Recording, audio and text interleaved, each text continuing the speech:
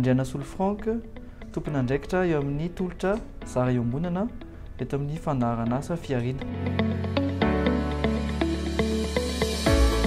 Anisan'ny tanjona eto amin'ny fandaharana asa Fiarina ny fanatsarana ny sehatra industrialy eto Madagasikara.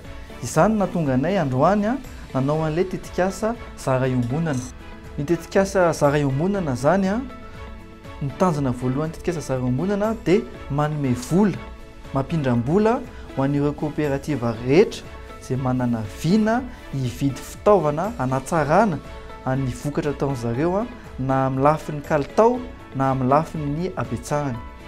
Izay ato amin'ny Fiarina zany dia miara-miasa amin'ny banky anankiroa, tsy izy moa zany fa ny BOA sy ny BNI.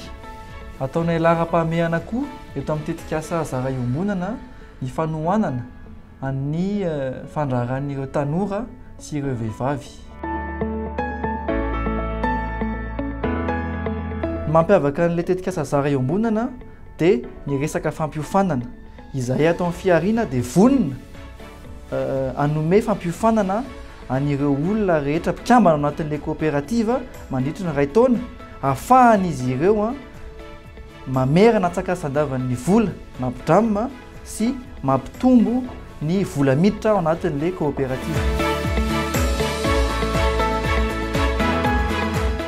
Rehefa mahazo an'ilay famatsim-bola zany ilay kooperativa ka mahazo an'ilay fitaovana dia miara-miasa amin'ny ONUDI izay ato amin'ny Fiarina manao ny fanaraha-maso mandritra ny 2 taona koa ahafahanay manome antoka fa